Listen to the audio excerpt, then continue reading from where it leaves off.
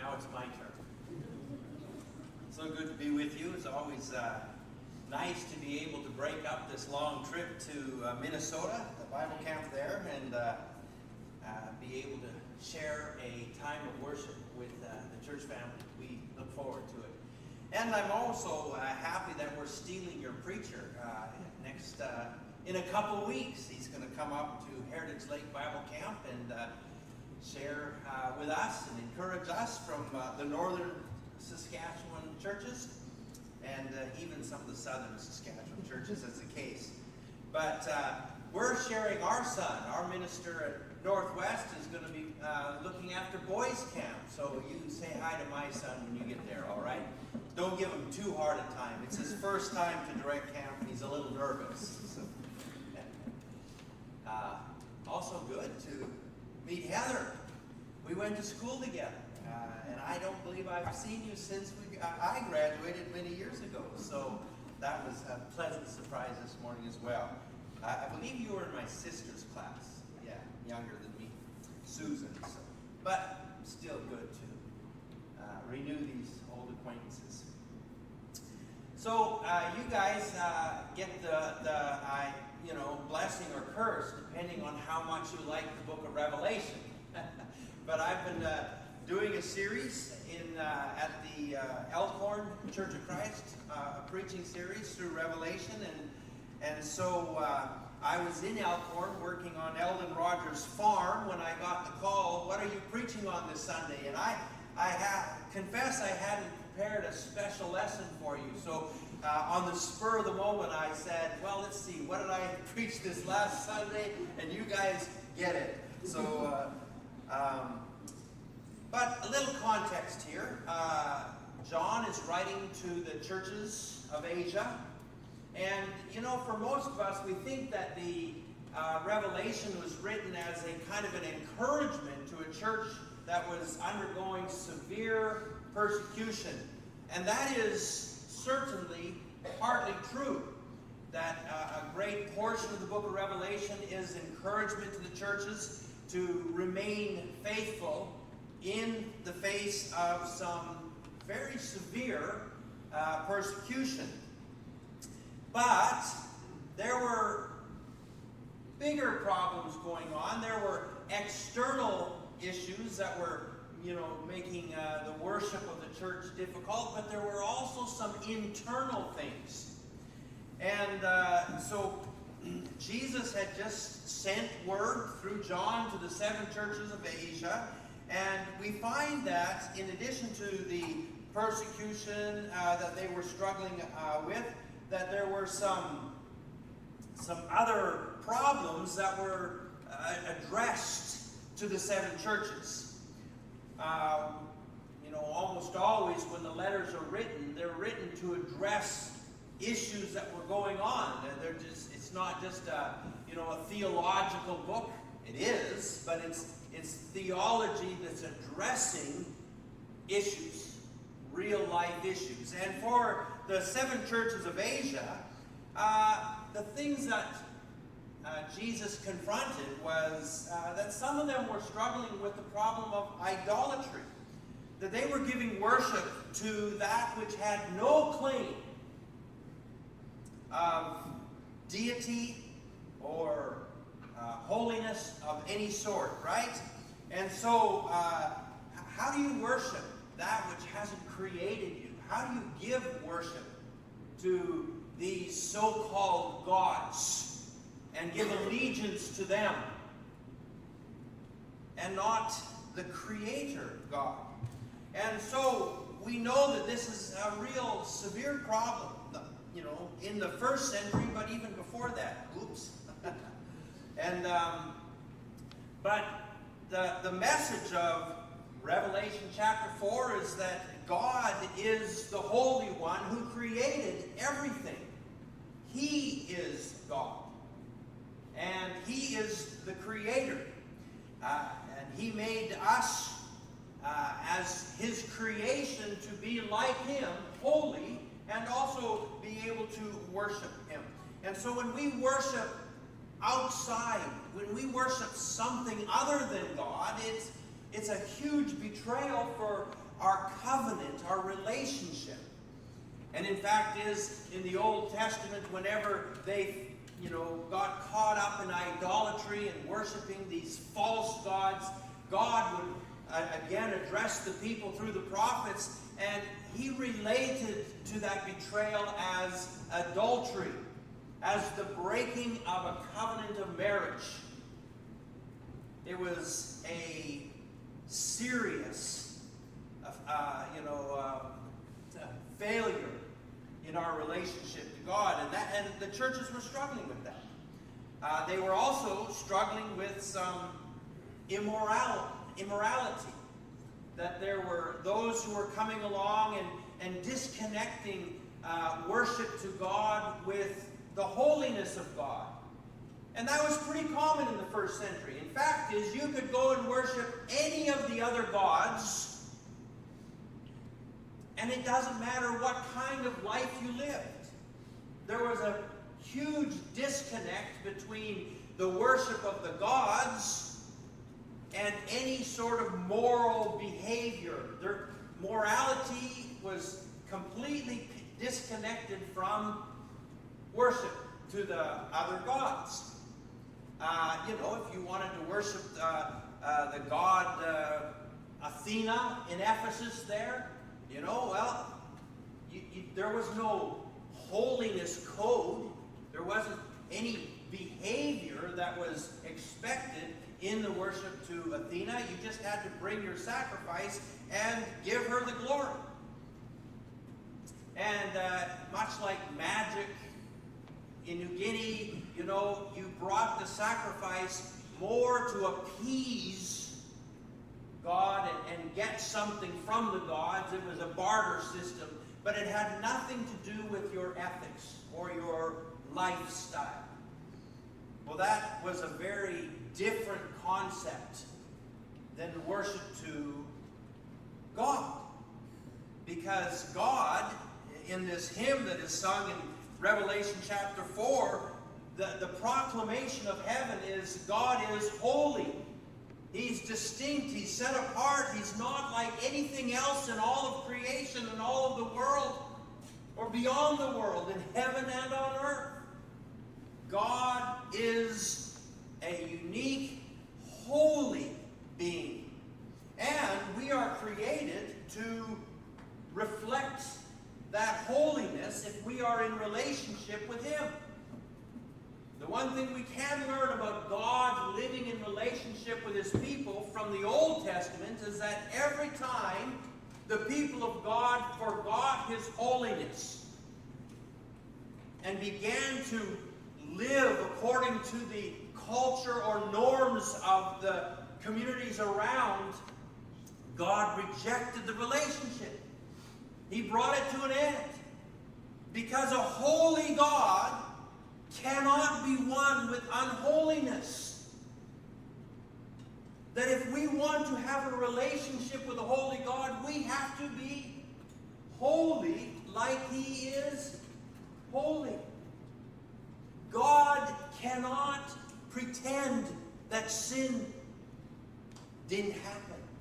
And He cannot be won with sin. He's holy. That's a huge problem that only God was able to solve for us in the sacrifice of Christ. But the culture in the first century kind of, forgot of this connection between the holy God and the people who worshiped Him. And so they were willing to come to worship and give Him praise, but not walk in His ways. And that was addressed. And the third problem in the seven churches was contentment. It was a time of wealth and security. And so people, made this covenant with God, but they weren't really committed to God. And so as Jesus addressed the church in Laodicea, He says, you are neither hot nor cold. You've got, you're healthy, you're wealthy, but you've missed what life is all about, especially life in relationship to God. And so he says, because you are neither hot nor cold, I just want to vomit you out of my mouth. God doesn't want a relationship with half-baked bread. That's the way the prophets put it. Bread that's burned on the outside, raw in the middle, that's not good eating, right? That's not right. And so to the churches of Asia, he says, you need to get over your lazy faith and recommit. I stand at the door and knock. You need to let me back into the throne of your own heart, is the call to the 7 churches of Asia. And many people want to use those verses as a call into relationship, into a new relationship, into covenant with God. However, those verses are actually to people who are already in covenant, that have pushed God out of their lives, have made God a sort of a footnote in the issues of their life. And so Jesus addresses that. And so this throne room scene is not written to churches in the absence of this context, of this kind of difficulty that is fermenting within the churches. That the culture is affecting how the people come before God and worship God. And so, through Revelation, we are invited into the throne room of God. And it's kind of an amazing scene. We have to be reminded that most of the pictures of Revelation are not literally. They're figurative, right? A good example is in the 4th chapter, that it says that the creatures never stop singing this praise to God. Holy, holy, holy is the Lord God Almighty, who was and is to come. So you have these amazing creatures, and they're constantly, never stopping their worship to God, their acknowledgement of God being eternal and holy. But then in verse 9 it says, whenever they start, then the 24 elders also bow down and worship him. How can you never stop and start at the same time? If you start to look at things literally in Revelation, you run into a lot of complicated impossibilities. But the book of Revelation is full of figurative language. Almost all of chapter 4 comes from Ezekiel's chapter 1 through chapter 10. And it's describing the throne room of God as he removes himself from the temple in Jerusalem. So Ezekiel is writing that God has rejected the people because they also have turned to idolatry and unholiness, and they've lost their covenant relationship with God. And so the description of God leaving the temple and going up and into this throne room is what we find here in Revelation chapter 4. But I'm pretty certain that those who were present when Jerusalem was destroyed and the temple was destroyed by the Babylonian armies, they didn't actually see what was described here, with the different creatures and the angelic beings, or the different sea of glass imagery. They just saw the destruction of Jerusalem and the temple. So the figurative language gives a message. And the message is that God is holy, he is eternal, and he is the creator of all things. And that to be in relationship with a holy, eternal God, we have to be able to come to him also in holiness. We can't come to him, full of sinful choices.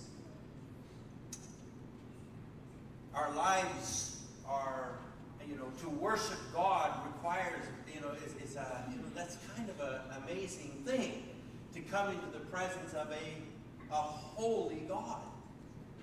And we have to be careful how we do that, right? It's an awesome thing. You notice every time in the Old Testament when anybody came into proximity with God, what was the reaction that they had? I mean, Isaiah said, I am a man of unclean lips, and I live among the people of unclean lips. He didn't want to be there, right? He was afraid, and so God then sent the angel to touch his lips and then called him to ministry, the prophetic ministry. Whenever Moses came in contact with God, I mean, he was in fear of his life. In fact, as God said, I'm going to allow you to come up and talk to me on the mountain, but everybody else has to stay.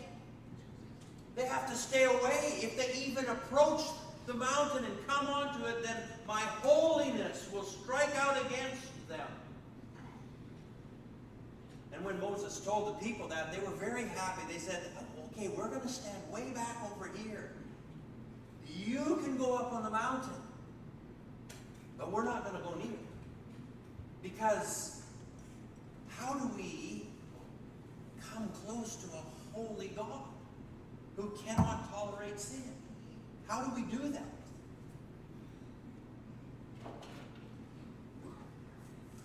And so as the throne room of God is revealed in the book of Revelation to these churches, it is a reminder.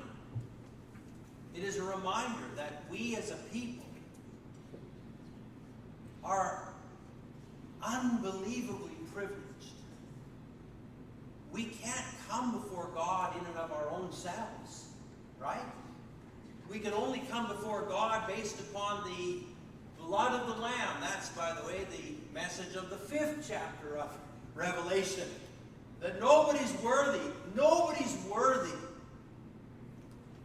to come before God except by the working of Christ. But we're going to leave that for another day.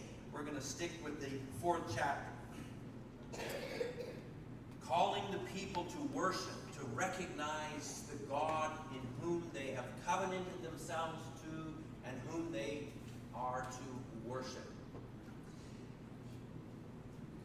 Well, I think today we also, like the first century, struggle with a few cultural norms that interfere with our worship to God. In some sense, we can, discuss idolatry and immorality and this whole half and half commitment to God. Those, I think, can speak pretty strongly to our cultural, values and how they're creeping into the church. But I have to say that as we look at the problems that we're having with worship in our culture, that I think that we're all kind of aware that there's some struggles going on, right? And it's not just worship issues within the churches of Christ. We find this is a cultural problem. That when it comes to, in the broad sense, Christian worship, everyone's struggling with how to define that. We're in a period of history where a lot of people are quite discontent with worship. And in fact I've done quite a bit of, coming back into this culture. I've had to do a lot of reading to kind of understand where we are. And so many people, when it comes to the worship of God, are unhappy, and they say, we're not really moved by worship. That we come to worship and we're bored. We're not moved by it. It doesn't do anything for me. That we have to change worship in order for worship to actually become meaningful. And so genuine concern, trying to make worship meaningful, has led to a real call for renewal in worship. Are Are you familiar with some of these calls for renewal? I know it's generally a urban or suburban issue. I think that a lot of, particularly suburban churches have driven this renewal call. But I don't think that it's a cultural problem which goes beyond our urban centers. And churches have split over what it means to worship God, what renewal is. And there's been a real emphasis in our society to make worship more connected to where our people are, right? And so we have made a real effort, and in fact in theological schools and seminaries and Bible colleges throughout Canada, United States, they've added a whole division of biblical studies called worship leadership.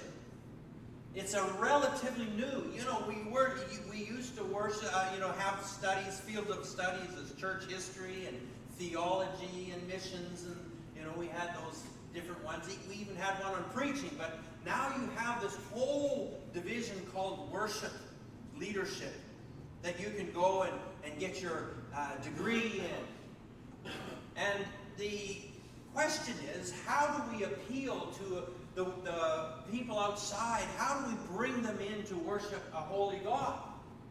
And there's a great emphasis on what it takes to make God appealing to the world around, right?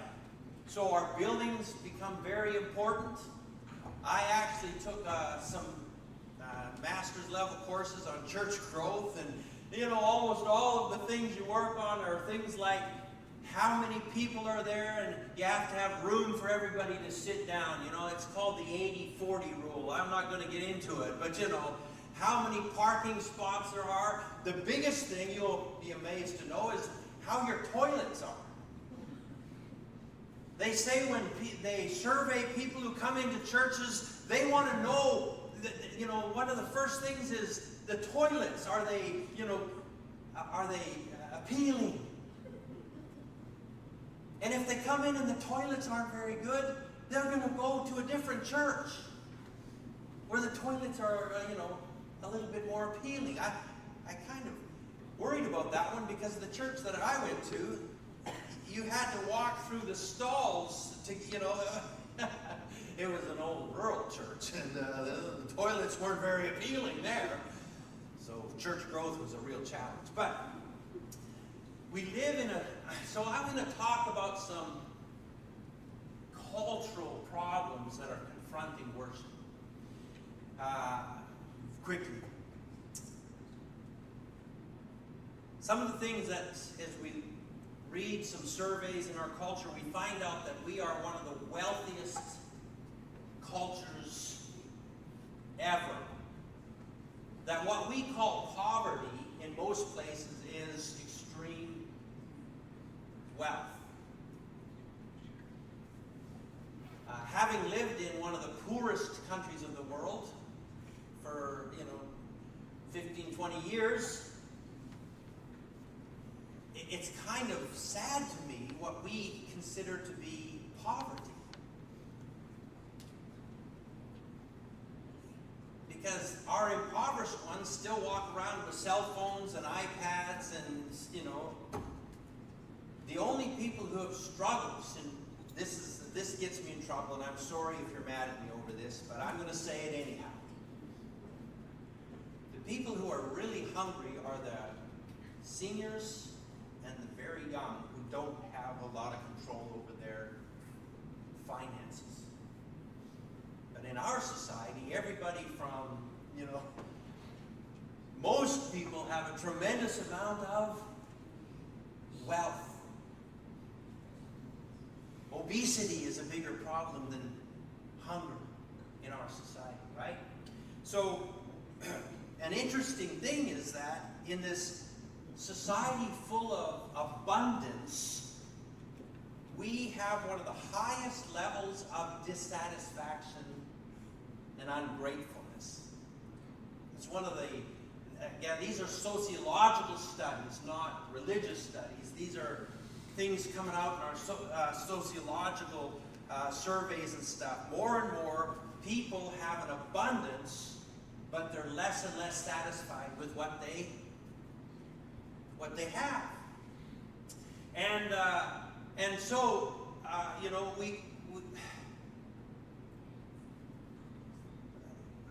how do you make an ungrateful person, a person who's unhappy and ungrateful, how do you make them open to worship?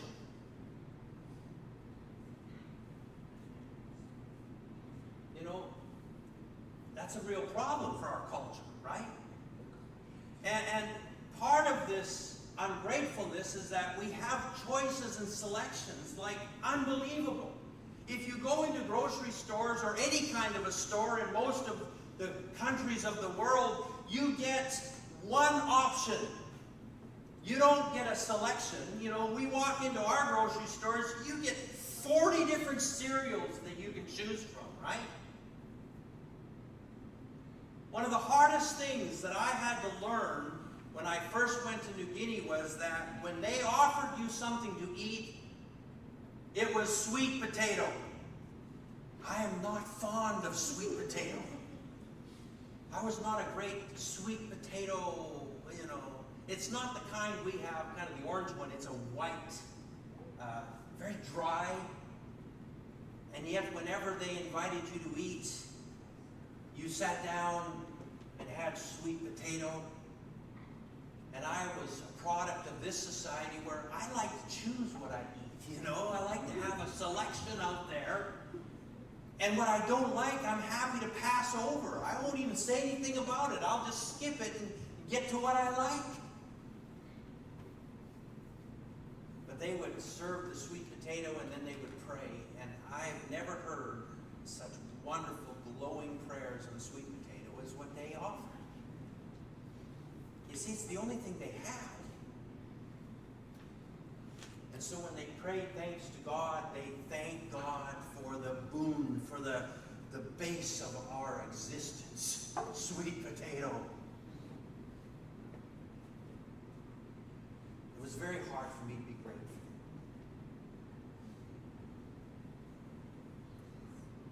And see, that problem exists everywhere, right? We have all these choices. And when it comes to our worship, one of the things we have a problem with is everybody offers a choice, that worship becomes like a gourmet. And so we have churches that, different denominational groups, that they create an experience. This is what worship is all about. We want to create an experience. So when people come into worship, we're going to have the most incredible building. We're going to have the most incredible sound system, the most incredible band, the most incredible preacher. We're going to have smoke coming up on, you know. It's like the most impressive concert you've ever been to. Because when people come in here, we want them to experience the holiness of God. And we are going to create the experience with the best singers, most incredible bands and performances.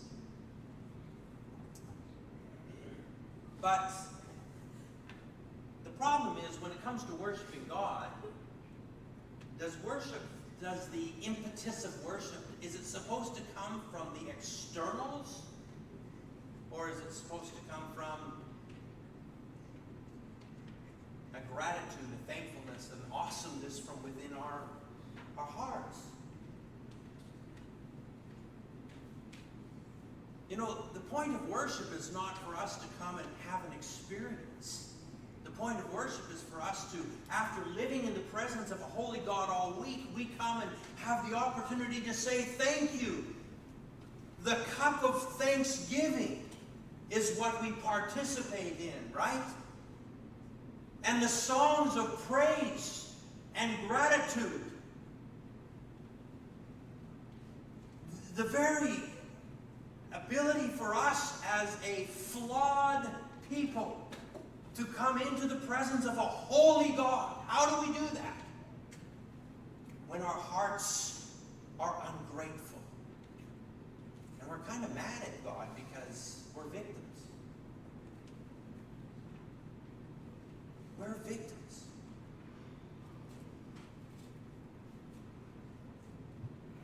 Every time something bad happens to us or in society, it's like, why would God do? Why would he even allow that? And publicly, I hear more anger at God than I do of any gratitude toward God. When you have an ungrateful,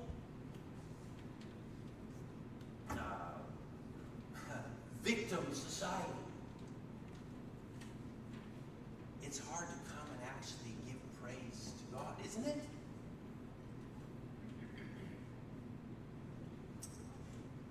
We also are a society where we're very individual, where it's more about my likes and dislikes than it is about anything else. And I cannot tell you how many times I've heard people say, you know,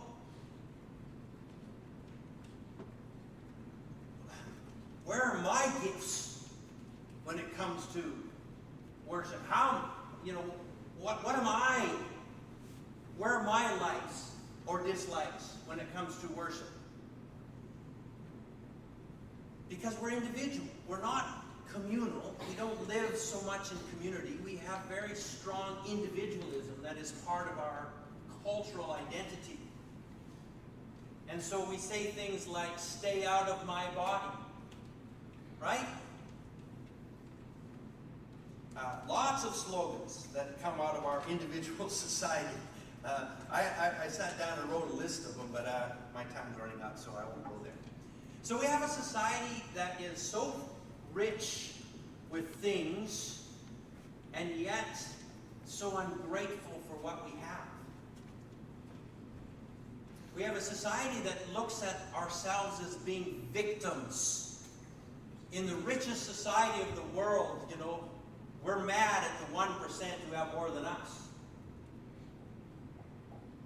The greatest spirituality in our current time, and this is another survey that, again, is not a Christian one, but the most spiritual people in our society are those who protest. That protest has become the sign of spiritual fervor. And the louder you protest, the more spiritual you are. The problem with protest is it isn't about giving thanks. It's about stirring up anger and wrath. And it's a real societal problem when we view those who are the most angry as the ones who are closest to God. But that is the society in which we live. So, to that society, to this society that we live in, we need to look again at the words of those who are standing before the holy God. Holy, holy, holy is the Lord God Almighty, who was and is to come. You are worthy, our Lord and God, to receive glory and honor and power, for you created all things, and by your will were they created. By your will do we have our being. Worship is not about creating an experience. I think we need to be very careful that when we come together to worship, it's not to create an experience. Because if the experience isn't already in our hearts, it cannot be created by outward things. Right? It's not by the best singers or smoke or the best preacher But worship begins where in our hearts we are full of gratitude that a holy God has walked with us this day, this whole week. And when we come together to worship, it is not to have an experience, to have somebody fill me up. But worship is all about me having an opportunity to pour out my thanks to God.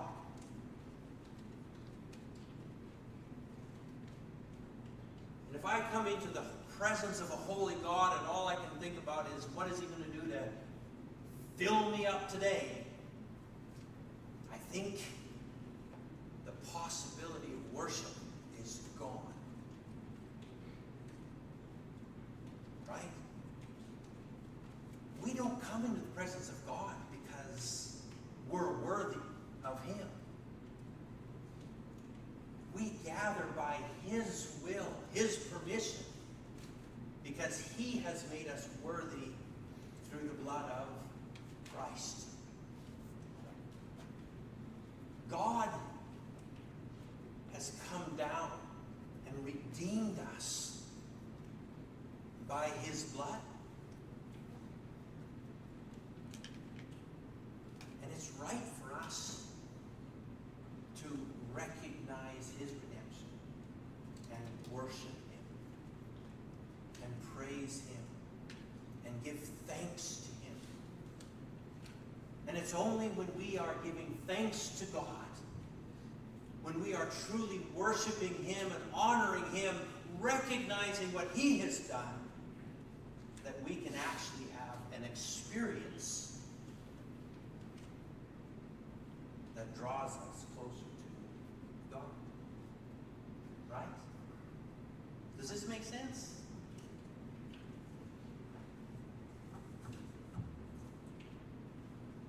You know, as a child, it was pretty easy for me to be mad at mom and dad because I didn't get very much from them, you know. It seemed to me like being the 7th of 12 children, I was a victim of everything. We didn't get allowance.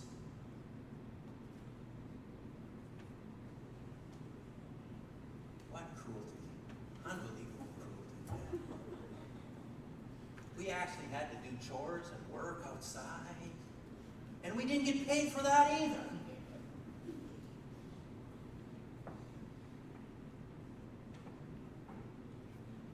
I'm grateful that I've put behind the immaturities of a child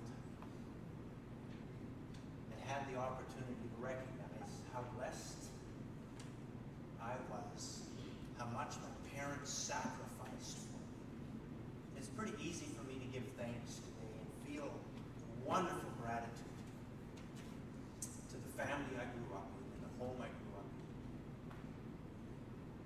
But as a child, you know, there was not much gratitude. I think it's time for us to get rid of our childish ways. And when we gather together as a community, we should once again get the focus off of what we don't have. Come in here reminded, setting aside the things of the world long enough to be reminded that we are in relationship with a holy creator God, that he has called us into this place, and that our worship of him ought to have meaning because of how much he has done for us day to day. Right? And it's only when we can appreciate what God has done that worship happens. So only when we come in here and empty ourselves of ourselves and focus on God and be reminded of who he is, that we can truly have an experience